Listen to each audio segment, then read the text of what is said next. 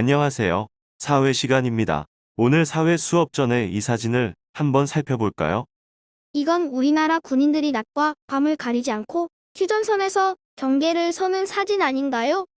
우리 군인들이 휴전선을 지키고 있는 이유는 우리나라가 남북이 분단되어 있기 때문인 거죠? 맞아요. 그래서 이 사진은 우리나라 남북 분단 문제를 상징적으로 보여주는 사진이라 할 수 있지요. 선생님, 그리고 보면 남북의 통일은 우리나라의 가장 큰 숙제이자 꼭 이루어야 할 수건이라 할 수 있겠어요. 그런데 저는 잘 모르겠어요. 우리나라가 비록 분단되어 있다지만 우리가 사는 데는 아무런 문제가 없지 않나요? 오히려 남북 통일이 되면 사회가 더 혼란해질 수 있을 것도 같고요.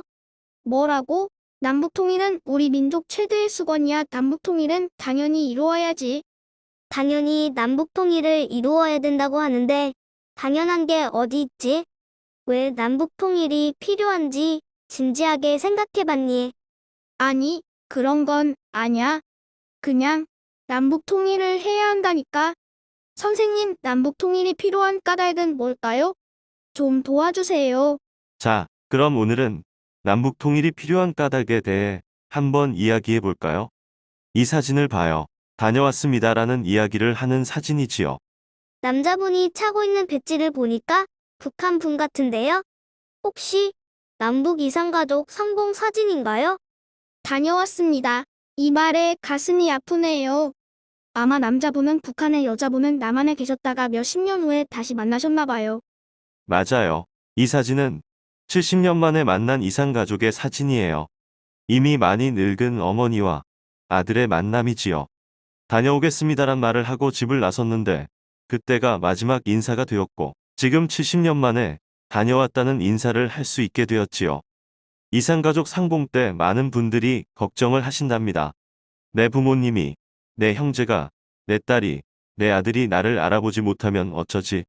아니면 내가 그들을 알아보지 못하면 어쩌지라고요. 그래도 그나마 다행이에요. 70년간 떨어져 있었지만 이제 함께 살 수 있잖아요. 함께 살지 못해요. 남북이 분단된 이상 3, 4일 정도 상봉한 다음에는 다시 헤어져야 하거든요. 헤어지면서 꼭 다시 만나자, 건강해라는 말을 하지만 정말 다시 만날 수 있을지 알 수 없지요. 뭐라고요? 70년 만에 다시 만났는데 결국 다시 헤어지다니 너무한 것 같아요. 그래서 통일을 해야 하는군요. 이런 이산 가족들이 함께 할 수 있는 사회를 만들기 위해서요. 맞아요. 이산 가족들이 헤어질 때 맞잡은 이 손을 놓치지 않도록 우리는 남북 통일을 앞당겨 봐야 해요. 우리가 통일을 해야 하는 다른 이유도 있어요. 이 그래프를 한번 봐요. 어떤 점을 알 수 있나요? 우리나라 국방 예산이 엄청 많아지고 있는 그래프 같아요. 2020년 올해는 무려 59,527억 원이나 예산이 있잖아요.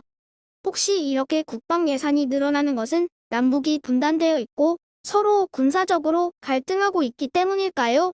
그럼 국방 예산에 돈이 이렇게 많이 든다는 것은 우리나라 세금이 경제 발전이나 사람들의 삶의 질을 높일 수 있는 돈들도 다 국방 예산으로 들어간다는 뜻이겠네요.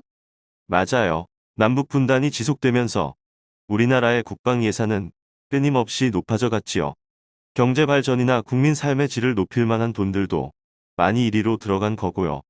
그럼 반대로 국방 예산이 줄어들면 어떤 일이 일어날 수 있을까요?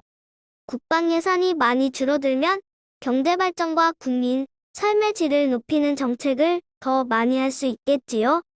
아하, 남북이 통일을 해야 하는 이유가 여기 있군요. 남북이 통일되면 국방 예산을 줄일 수 있어 경제 발전이나 국민 삶의 질을 높일 수 있을 거예요. 또 통일이 되면 좀 더 경쟁력 있는 제품도 만들 수 있어요.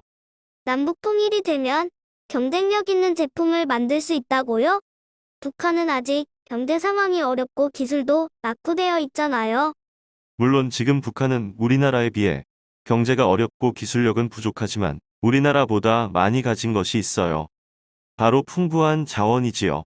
북한은 금과 은을 비롯하여 납, 흑연, 중정석, 무연탄, 철광석 등 우리나라보다 훨씬 많은 지하 자원을 가지고 있어요.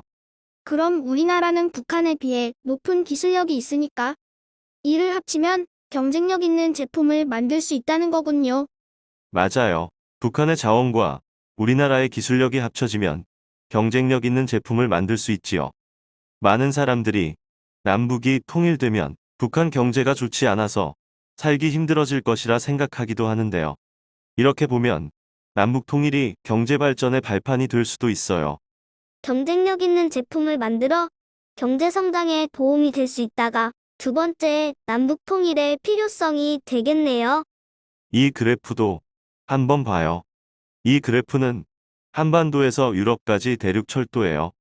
선생님 철도로 유럽까지 갈 수 있다니 대단한데요. 저도 꼭 타고 싶어요.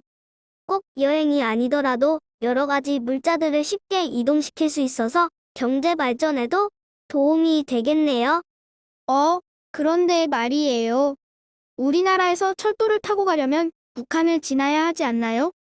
남북이 통일해야 하는 이유가 여기서 또 나오는군요. 남북이 통일이 되어야 우리나라에서 유럽까지 기차를 타고 여행이나 물자를 주고 받을 수 있으니까요. 맞아요. 남북 분단인 지금은 우리나라가 섬이나 다름이 없지요. 남북이 통일된다면 철도를 이용해서 외국과 더 활발하게 교류할 수 있어요. 자, 그럼 이제 남북이 통일되어야 하는 까닭을 말할 수 있겠죠? 어떤 것이 있는지 이야기해 볼까요? 남북의 이산 가족들의 아픔을 덜어주기 위해서라고 할 수 있어요. 국방 예산을 줄여서 국민 삶의 질을 높이기 위해서이기도 합니다. 경쟁력 있는 제품을 만들어 경제 발전을 하기 위해서도 남북 통일이 필요한 까닭이 될 겁니다. 마지막으로 외국과 더 활발히 교류하기 위해서이기도 하고요. 그래요. 이런 네 가지가 바로 남북 통일이 필요한 까닭입니다. 앞으로는 막연히 남북이 통일되어야 한다는 생각만 가지지 말고 그 까닭을 생각해 보도록 해요.